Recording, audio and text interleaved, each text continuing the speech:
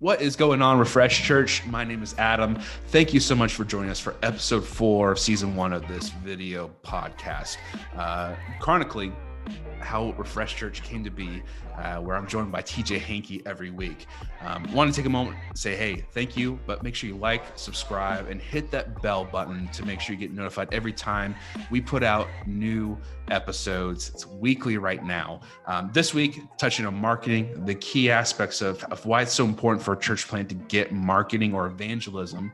As you'll hear us banter about right, you'll hear about how leadership is just a person with a dream, and how that correlates to finding people to join your team and your launch team and carry you through as the years progress for a church plant, and how that's key to being healthy. And finally, you'll get a few marketing aspects of how to go different channels, what a upside down funnel means for your church, and for those who are church planting, how that's so important to understand the different levels on where people are at and how to meet them with your messaging and with the content you're producing. Well, that's it. This is a great conversation. I'm excited to get this in front of everyone. Enjoy, and we'll see you on the flip side.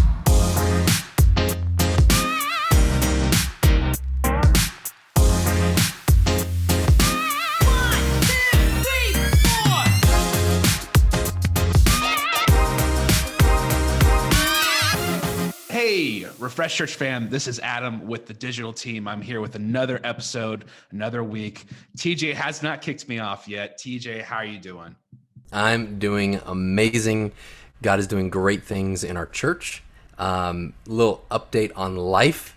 We've got our building locked in. We've got a date. October is too late. September 26th is the day we're going to launch Refresh Church. The very first day at Hawaii High School. That is pretty amazing, isn't it? That is incredible. I'm counting down the days to get up there for that. Yep. That's September. We've got some weeks ahead of us. But yes, for those of you that are watching this for the first time, TJ and I are going through the process of how the Refresh Church came to be.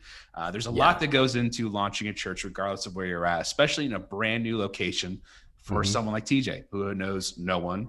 Not a soul. Moved his family there because the Lord told him to. And that's sometimes all you need. Almost all the time, it's all you need, right? This is week 4, episode number 4. Mm-hmm. If you're curious of where we covered a lot of stuff already, you can catch it on our channel now. But thanks for joining us and continue to join us. And if you haven't already, subscribe, like this video, hit that bell to get notifications when we do these video drops. We're trying our best to do every week. We're actually doing pretty good the last 2 weeks, right, TJ? I'm feeling pretty good. So this week we got a lot of cool stuff going on in terms of our next step of how in the world do we launch a church from nothing, right? I think we're going to get into some marketing aspect. We're going to get into a few things of practicality for those who are planning churches or figuring out how to do that, what you can do to take those first steps to say, hey, my church is opening. We want you to come and worship with us. Right. There's a couple other things too in terms of leadership. I'm not going to steal your quotes and your words here because I absolutely love it. But a lot of great stuff goes into this. We're going to start with that, TJ. So I'm going to hand it over to you, and I'm going to listen to this and then get some good advice in the middle. All right. So today we're talking people. Like my family and I showed up to the Treasure Valley and we didn't know people. How do you start a church with no people? You gotta start to build that team from day one. And so when every interaction you have, it begins to change the look and the feel of your church because you're learning culture, you're understanding people, you're identifying individuals in your life, neighbors, family, neighbors, their families, families at your kids' schools. All of these things are starting to come together, and you're starting to get a formation of, okay, this is the kind of people that live here. This is the kind of church that is needed here. And you're not going to change who you are to start this church, but it's one of those things like, okay, you're starting to find out how you approach how to do this. So it's all about people. And I'm going to start off with team building. And then we'll talk about a little bit of marketing and get really practical. But as far as a theory on team building goes, let's talk leadership for a second. When I showed up here, I was just a person with a dream. My wife and I, Leah, we had a dream. And so a leader is just a person with a dream. That's all the leader is until someone follows. That first follower is actually what legitimizes everything in your heart. You know what I'm saying? Like, it's not a church until the first person says, I'm in. And then you're a church. When you're by yourself, you're not leading anyone. You're just taking a walk, right? And so the whole concept of what we're doing has nothing to do with who I am in my dream. It's, will one person say yes to following that dream? And then when that happens, that's where things begin to spin, and that's where things begin to pick up momentum. Here's our story of the first follower, or the first person to say, yes, I'm in on this crazy dream here in the Treasure Valley. Leah and I, we live in a very awesome area, Treasure Valley, and we decided, you know what, we're going to embrace Idaho culture. We're going to get a trailer, a pop-up trailer, so that we can camp with our family in the woods. Like, we're just going to go get lost in the woods, a couple of Florida people fighting off bears, you know what I'm saying? Like, we're just hypothermia, all of it. We're going to get out there. And so I found on Facebook Marketplace a pop-up trailer being sold. And so I messaged them, is it available? And they said, well, we have someone to come to look at it right now. But if they don't buy it, we'll give you a call. And so I noticed that this person on Facebook, we had a mutual friend, even though this friend of mine doesn't live in this area. We had a mutual friend on Facebook. So I thought, well, let's take a shot. And I messaged them. I said, hey, we have a mutual friend. I'm not from here. I just moved here. I'm a pastor. I'm starting a church. But I noticed we have this mutual friend. How do you know them? And that's just started a conversation. And then they said, hey, why don't we grab some coffee? And so me and him, we went out for some coffee, and it was kind of like, oh, wow, we feel like this is cool. There's like a divine flow going on, right? And then after that, we did another coffee. And then after that, it's like, hey, let's get our wives involved. This is getting pretty serious, right? Like, we got to get a little action going on. And so we went, the four of us, and we shut down the restaurant. We have found our people. Does that make sense? And so they, in probably late November, early December, felt, you know what, this is something we want to do. We want to help TJ and Leah start this church. And Mike and Jen are amazing people, but they didn't tell us right away because they were waiting on the voice of God to be clear in their life. So they talked to wise counsel. They went to God's word. They prayed. Amazing, because the process that they went through guaranteed that they were in for the right reasons. And when they sat us down at dinner one night and said, we want to help you do this, I was blown away. They were the first followers of the dream. The dream was put out there, but they were the first ones to say, you know what, we want to see this dream become a reality. And we went on that night from dreamers to church planters. Does that make sense? So that's kind of my whole thing on a leader is just a person with a dream, right? It takes that first follower to actually make it happen. Does, and he did it all without dropping trails of Chick-fil-A nuggets to lure them. So props to you. And I think it's still there. It's going to get me up there someday. So it's really interesting. You take that concept though, and it can go anywhere. You take it to the corporate world, or we'll talk about my experiences in that a little bit later. But you think of crazy enough, idea or a dream. You put it out there and you get people that buy in, right? And it's no different regardless of where you are. It's just maybe a little bit scarier in the planning world, because for me, I think about that and it's like, hey, like come hang out with me. And if you get a no, it's like, well, why not? Like, why don't you like me, huh? But here's something that we didn't say in the show notes earlier. Anything creative, like you're a creative dude. I like to create things. Anything you're creating is personal, right? Like if somebody doesn't like our podcast, it's personal, because this is who we are, right? When you're starting a church, if they don't like it, it's like, well, why? Do you not like me? Right? Like, it is you, right? I know you've felt this before, right? Man, I struggled with this up until about maybe 4 months ago when I realized that's 35 years of that, right? When I realized that, hey, the most successful creative artists, and this can be artists across the plane, right? I'm not limiting this to music or whatever. They create what they think looks cool. what Right. they inspire, what inspires them, and they put that in the world. There is still that level of fear, Yep. uncertainty, an aspect of projection, but the people that love that will latch on and follow, and that's how you build a Yeah. following. And it's no different here, no Yeah. different here. And that's why there's so many different churches too, which it's not this episode, but you think about the styles, the teachings, the way things are taught, even the demographics of church are all things that people are drawn to when there are, I don't want to say church shopping. That's awful. But like when they're looking for the place to call home to have a community, worship together and everything.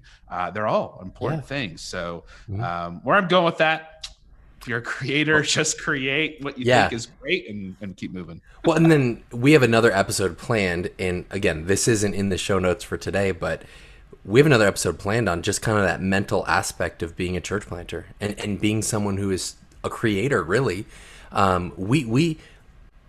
We're not getting people to follow us. We're getting people to follow Jesus and the dream that he gave us, right? Like there's a vision for this church. We need a bunch of different kinds of churches. But in that, when you get tangled up too deep, there's a headspace there. You know what I'm saying? Same thing with creators, same thing, the insecurities begin to come out. So that's a future episode. We probably need to do some research on that one, right, Adam?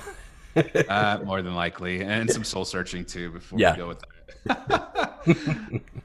Well, sweet. And we're going through, so we covered grabbing that first person, maybe sometimes the hardest. And then you start to see things roll after that. The insecurities that come along with that too. But it really just boils down to, again, to use that great quote, every leader is just a person with a dream. The first follower is really what makes the dream a reality then. And we're in reality mode because you've got a launch team. God's giving you the goods, right? And we're marching now towards September. Now, where do we go from here as far as how what? Yeah, well, I think for us, once you get the first team member, you have to build on that momentum. Now you have not just like Leah and I, we have another couple that is out there thinking, who can I invite? Who can I interact with? And so Jim Collins in his book, Good to Great, talks about the flywheel principle. And a flywheel is a heavy object that's round and you hit it and it doesn't really move. And you hit it again and it moves a little bit. And eventually, if you hit it enough times, it'll start to roll and move. And then once it's moving, it's very hard to stop. You can hit it and it won't stop. And you hit it again and it won't stop. It takes a very long time to slow down. And so I felt that as we were starting this church. It's like we hit and we hit and we hit and we hit. And it took us, we moved here in August. It took us until February to get our first yes. That's kind of crazy, right? Our first yes. And then from February to April to get our second yes. And then from April until the 1st of May. And then May we had 2 weeks later. And you know what I'm saying? And it begins this pick up. But it's the chunks of time between yeses get smaller because the momentum is beginning to build. And so you can call this whatever you want. You can call it marketing. You can call it advertising. I prefer to use two terms, evangelism and discipleship, right? Because we're starting a church. But when you use the word marketing, people get hung up on that in the church world, don't they? I don't know. I'm that's my profession. So I'm actually genuinely curious about this. Yeah. Where marketing to me, and why well, there's a lot of reasons why I went to it, fell into it, because I'm an English major. Like this is the path I was like, hey, I'm going to be marketing. I'm going to do that with the rest of my life. It just so happens my passion is to convey, at least for me in my professional life, maybe sometimes complex thoughts and put them into a fashion that people can relate to, that resonates with them and has them thinking about, well, for our products, why you want to buy it, right? But in the church world, it's no different for me as I look at it. And you touched on marketing might be called a dirty word in the church world. Because people shouldn't be manipulated or people shouldn't be led to think one thing because I'm really good with a pen and some words and I can phrase things in a way that makes people like, oh yeah, that, maybe that. I would challenge anyone and leave some comments in this video because I may be digging myself some deep one here. I never set out, and nor should anyone who's doing marketing in a church world, to manipulate intentionally. Right. That should never, ever be the focus. So No. if anyone's ever had that experience, I'm sorry. That is Right. from my heart, that I am sorry. That is not the way it should be. Yeah. But the core of marketing is to grab people's attention and bring them in. Right. And it's I'm not going to make the analogy of it's just like bread and loaves of bread and fishes. Like totally. No, don't do that, Adam. But in the same idea, you're bringing in the masses through things like what we're doing here. Through, I know you're doing a Chick-fil-A cookie give out, right? Coming up here the next couple of weeks. Yeah. Video ads, Facebook, YouTube, which what a lot of people are probably viewing this when it pops up in the next couple of days, right? There's all these channels, all these methods that everyone gravitates towards differently. They're meant to do one thing, and it's to A, bring community together, and B, to bring those people to God together, right? So if that's manipulation, oh boy, I'm in a hot seat. Yikes. That's my stance. I'm sticking to it. Good guns. Stick to your guns. Well, I would say this. If you are selling something that isn't Jesus, that's manipulation, right? But if you are introducing people to Jesus and you call it marketing, I have no problem with that, because introducing people to Jesus is what we're supposed to do. How are they supposed to know him unless someone goes out and tells them about him, right? And that's biblical right there. That's verses that we're dropping on people. But that's the whole thing, right? Like it's all about declaring the gospel. We just have so many different mediums with which to do it now, whether that's YouTube or social media or websites, and good old fashioned just talking to people, right? Like there's all kinds of different ways that didn't exist before, but you can call it marketing, you can call it advertising, whatever. If people don't know the church exists, they won't walk through the doors. You just have to let people know.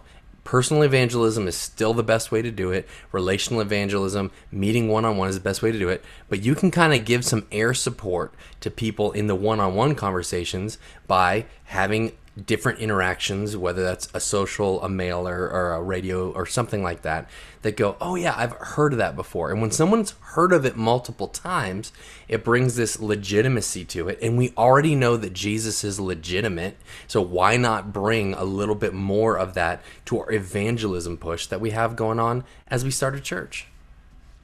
I mean, why not? Let's do it. We are. Dang it. So we'll get some marketing Hypeboards in here, and then this next thing here for me. So what you're talking about, there's a couple things that go into this, because you can't just march in and just start popping off Facebook ads. Because you're going to blow hundreds of thousands of dollars, metaphorically speaking, but probably literally before you even know it, right? There's things like, ideally, your key demographic, and by demographic, for those who are kind of just playing catch up on this marketing aspect or any of the aspect, it's what is the age range, what is the makeup of the area I'm planning my church, but then also who will be coming to my church, because that's really plays an important key role. What are their likes, and we're getting to this, what we'll term as personas. What kind of music do they like? How do they like to communicate? How do they consume their news? So like all of this stuff goes into what we'll call as an omni-channel strategy. Omni-channel being buzzy for just saying, hey, we're using all the things that are available to us from Whatever's Facebook available, to Instagram to, I'm not on TikTok, my wife is, but TikTok all the way to Facebook, radio ads, everything you can think of to get the word out. And we've established that, hey, it's pulling us back to the church and to Jesus, so we're good to go. For you, what has been the most beneficial channel in terms of what you've seen the most for your bracket or your demographic of where you think the Lord is calling you for the Refresh Church to go after?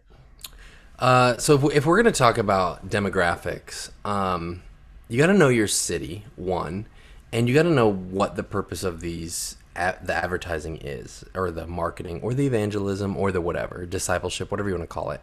Right now we're starting a church. And so our number one goal is to build a team of people that can multiply the dream, and they can create this church that reaches people. So my day one connections and marketing actually aren't for the lost. It's for people who already know Jesus that need to be motivated and trained and equipped to reach the lost. Because my job as a pastor is to equip the saints. Now I'm dropping more verses on you here, right? Like, that's my job.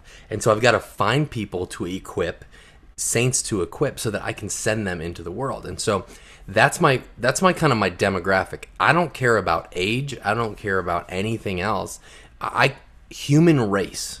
That's my demographic right now, right? Like, just humans that want to introduce other people to Jesus. That's what I'm working on. Now, as we get closer to launch, that changes and that shifts, right?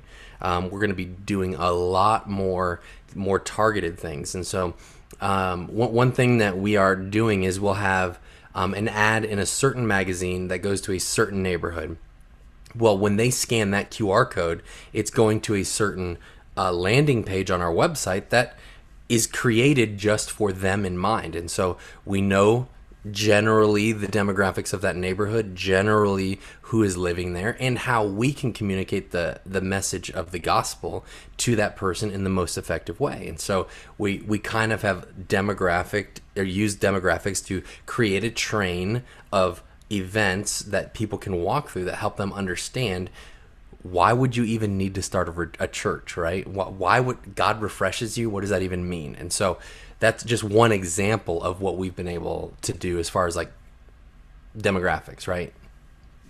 Yeah, and what you're describing is really a journey map of the journey you want to take. It's really interesting too, and you bring up maybe consciously or subconsciously a great point, is that just because you start out with one focus, doesn't mean it's going to stay that way for the rest of all time, right? When you calling out, hey, our focus right now is recruiting people to help us launch, and then at some point you're going to flip that switch, right, and start to put some focus on going after those who don't know God, who maybe need to reconnect in a church, maybe need to find their way back, right? And that's okay. There's also, there's aspect of recruiting for your teams will never go away. Yeah. And without getting into too crazy here, I mean, that's where the website is such a valuable tool, where if you're a church and you don't have a website, you're obviously in 1999 still, but that's earlier. Yeah. Or earlier. We're going pre-dial-up, AOL, goodness. But that's such an important tool, where, especially with COVID and shoving everything into this streaming first, digital first life that will slowly come out of over the next probably 6 months or so.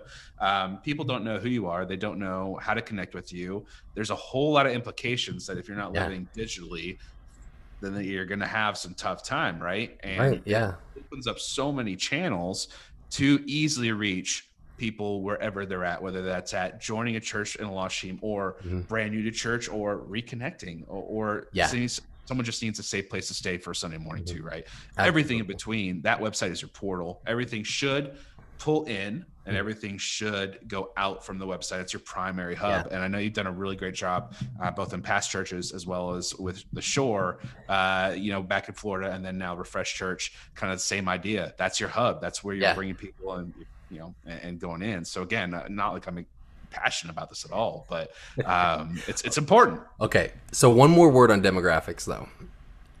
Sometimes I think we think too narrowly. Let's take church planting as a very specific practice. Usually the first thing you do is you build a team, right? And so you have an event, you invite people to the event, you ask them to be on the team, and you go to the next thing, you invite some people to an event, and you ask them to be on the team. And it's the world that you're living in is as big as the number of people you can physically interact with to build that team. And so we're starting with a very small pool to begin with. And there's only a certain number of people that will say yes to being on the team. That number may be 10%, that may be 30 or 40%, maybe 50%, whatever it is. But if you shrink the big number, that percentage is as smaller than the big number. So if you can invite 50 people, get them in a room, maybe 25 will be on the team. Maybe 5 will be on the team. You don't know until you start working through this. And so when we started, I noticed that if I had this many people in a room, only this many people would be on the team. And I thought, well, I'm gonna need to get in front of a lot more people. And here's the mental shift I had to make.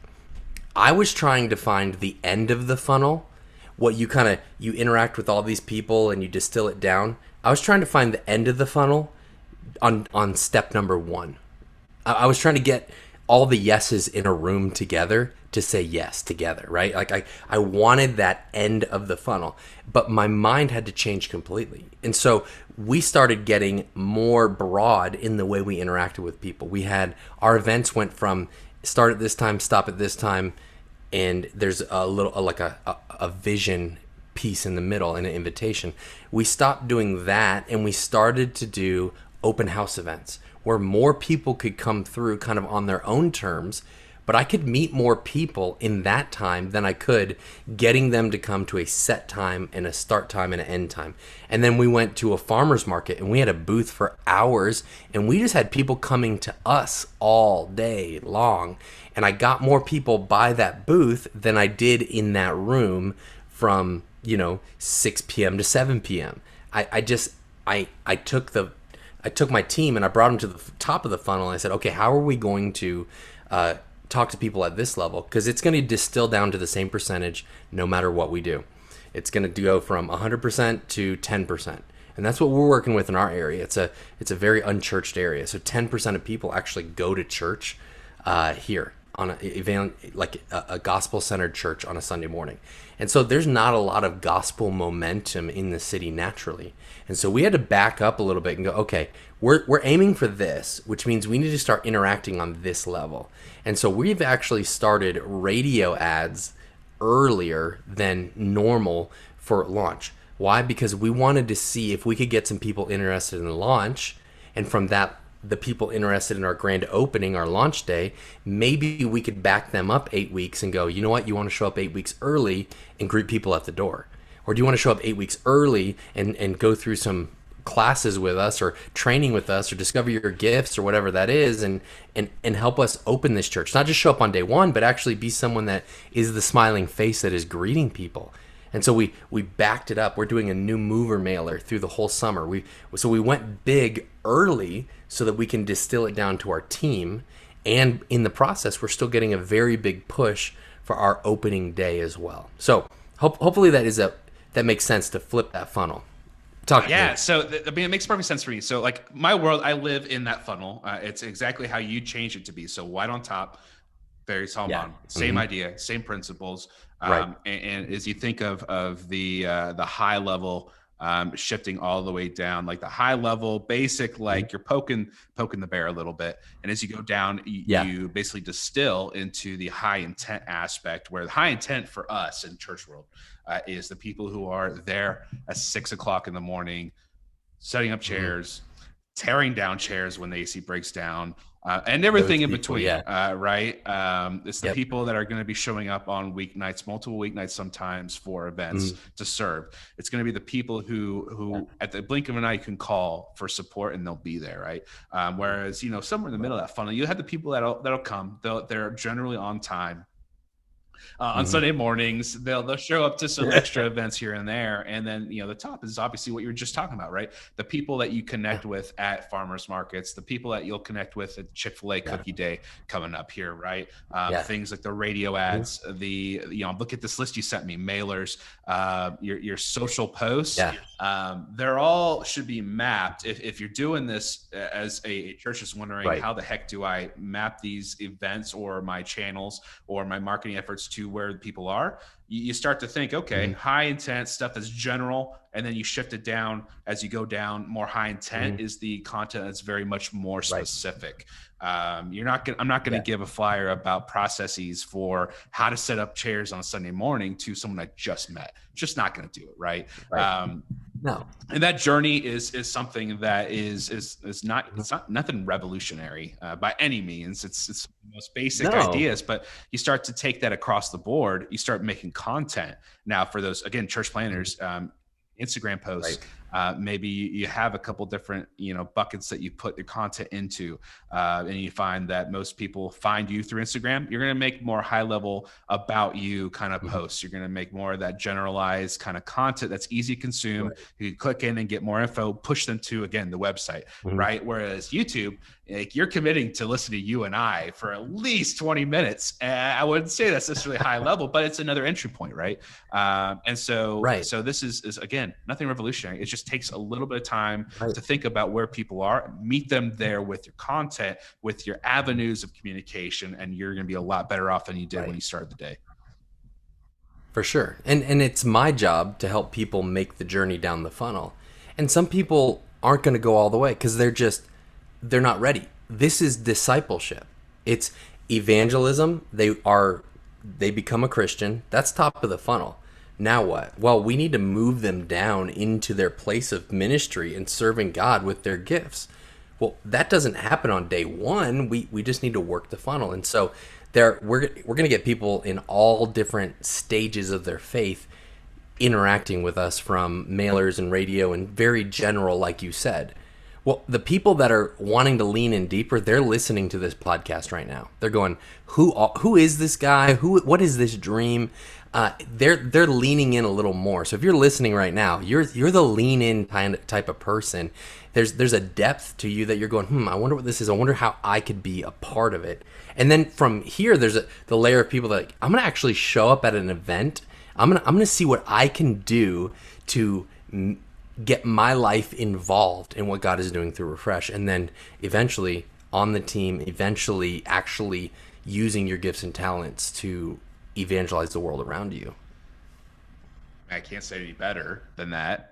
Let's do So this. another thing that we did not bring up here, maybe this isn't even the podcast to do this episode, Yeah. is very tightly knit with marketing or evangelism, or if you're me, marketing, is brand and voice.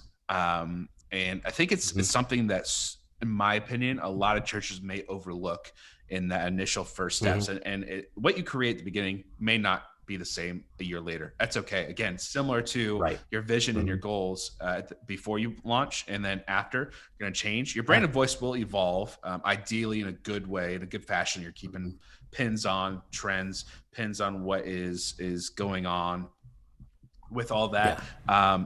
Is that something that's worth a whole extra podcast at some point later down the road, or is that you think we could cover that pretty quickly here? I'm Uh, How do you Go shape ahead. that? How do you say, hey, this is the voice, this is the look, this is the vibe that I want, and that I feel like God is saying to go for Right. my church? Yeah. Well, there's a dream in your heart, right? So it always starts there. But I think I've said it on a podcast before. We knew we were supposed to move here, but it wasn't until we moved here that we knew why, right? And it was when we got in the culture. It's when we started to meet people. It's begin to understand what was happening in the Treasure Valley from a spiritual and even a leadership in church sort of a standpoint. And so that evolved the way we messaged the dream. Like when I first got here, what are you going to do? We're going to start a church, and we believe that it's refreshing. Like what, like a breath of fresh air, like a hot day, cool breeze sort of moment. And it's like, okay, we get that, but how does that actually feel? Well, now I describe it a little differently. And Leah really gave me this language. She's like, it's like a conversation with an old friend. Even if the conversation was hard, it was about difficult subjects, you walk away going, I needed that. I needed to have that conversation. There's a weight. There's like oh, okay, that was good. Even if the subject was hard. And so just the way we've spoken about the dream of Refresh has changed because we've interacted with people here, and we're starting to feel what they feel, understand what they've seen, and why they're in the Treasure Valley. And we've had a lot of people move here. They're looking for a better life, right? And we believe that God is the one that brings that better life. And so we've had to change our messaging over the times. And maybe a year from now, we can come back to this and really go, oh, here's really what we do now. Like this is how it's changed. Because you and I planted a church in Florida together. You were there, like, what was it, like the fourth Sunday or something like that? Yeah, I mean, third, but who's counting? Okay, nobody really is counting, right? No. But you saw evolution of the way we communicate, the design aspects, the words we use, because you start to understand and refine and hone in. And I'm growing as a leader. Our team is growing in leadership. But I think on day one, every leader, the church planter, needs to be hands-on in this department, in the way we say things, in the way we design our graphics, in the way we have that kind of stuff.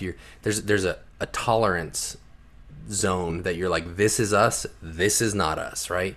That has to go through you time and time and time again until it's established, until you build up a team of people who can carry that same messaging and same vision that you've originally begun to create and go and run with. That makes sense. And then for you, thankfully, you've got a good eye, right? And you're pretty tuned into what looks good.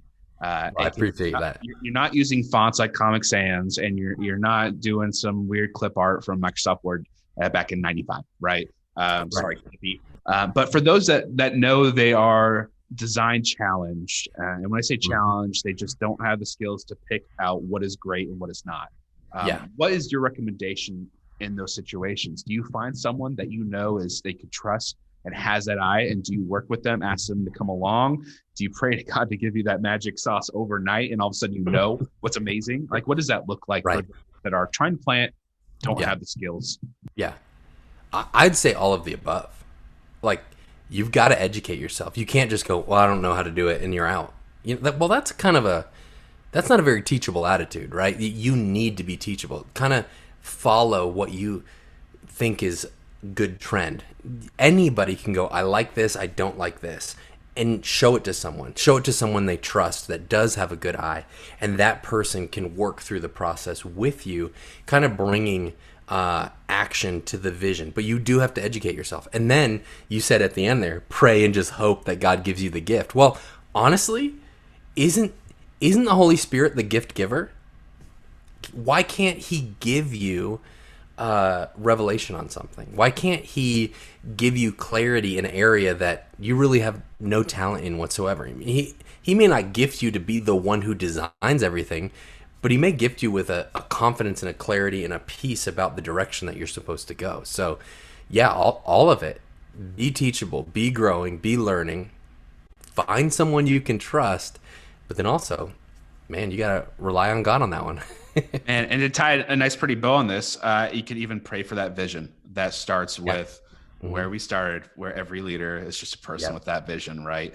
And it's so fun. Or you could, for me, it was I got a healthy mix of studying, looking at who I love to watch on YouTube, for instance. Like, this is my first official vlog, whatever we're gonna name at some point. So I'm like, I have no idea what we're doing. Let's go. I'm gonna watch 5, 6, 7 different people that I think are really tremendous at this, and I'm going to mimic little pieces. Think Media, for instance. I was texting you this morning. Phenomenal organization and company that walk you through things. Like for me, I was like struggling with glare off my glasses, where obviously I'm not wearing them right now. But there's like, there's a video for that they did. Bounce the light off the wall, and it's going to give it that much more of a softer reflection. Boom. That works. And so stuff like that as I grow and learn and stuff I don't know, I pick it up really quickly.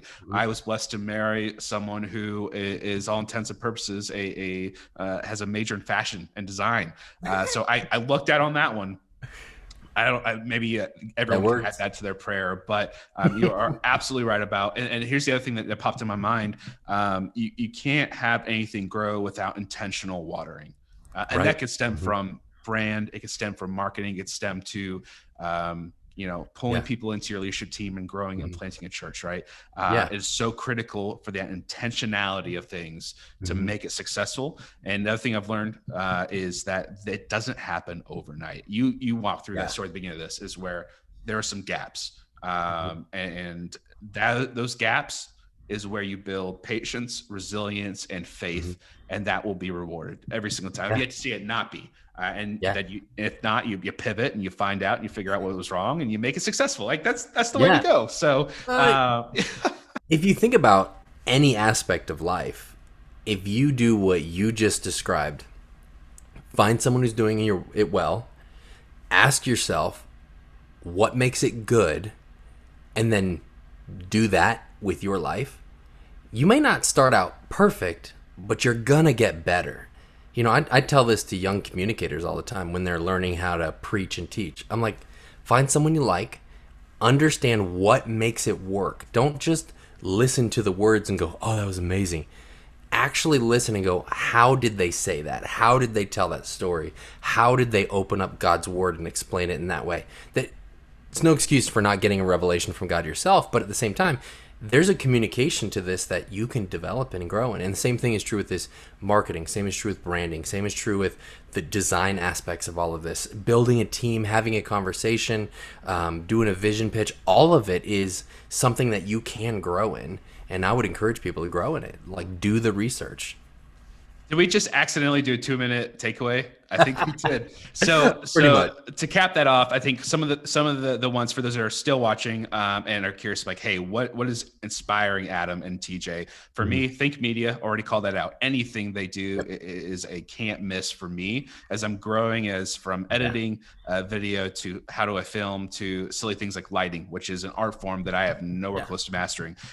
For storytelling, Peter McKinnon and Maddie, his friend, have a podcast and they do video podcasts, which I've sent to TJ as, hey, this is goals for us. The way that they interact and storytell is goals, right? For me, I want to be like that. I want to be so engaging that I'm locked in for 50 to 75 minutes and not wanting to miss a word, right? And there's a couple other ones that are more videography based, telling me how I should be thinking about tech, gear, how to get the best out of my gear. That's a whole other episode we've got coming down the pipe, so I won't bore you with it. But we'll maybe link those when we get to that one. But those are my inspirations and kind of what I'm going for right now. TJ, is there anything that sticks out for you, either books, YouTube, or anything of that sorts right now? I've really liked Donald Miller's Business Made Simple plan. The way he helps you write mission, vision, values, core. He helps you distill things down. He kind of works almost like a funnel for your like dream to put it in paper, because that's what he's good at. He's good at taking concepts and making them clear, and bringing that. So I've really enjoyed that. There is a fee on that one though. I think it's like $275 for the year, but you can also get free resources from some of his other kind of stuff that he's done. So that's been an inspiration. And honestly, I think there's a podcast for everything now. I when I was first starting out with Refresh, I was like, okay, how do you pick a name? Put it in a podcast. Name your church, name your company, name your whatever. And they're like, well, here's some things to think of, and what about a vision statement or a mission statement? Here's some other things to think of. You don't believe everything that you hear on the internet, right? But you can take in and spit out things that don't matter, right? But take in what God kind of highlights in your heart. And some people will accuse us of being very unspiritual in this, right? Like, oh, you're just learning from men, and you're just not listening to the voice of God. I never said you're not going to listen to the voice of God. That's where this all starts, and how we can use the tools that he's given us is what we're talking about today. So across the board, it all starts with an inspiration and a calling from God.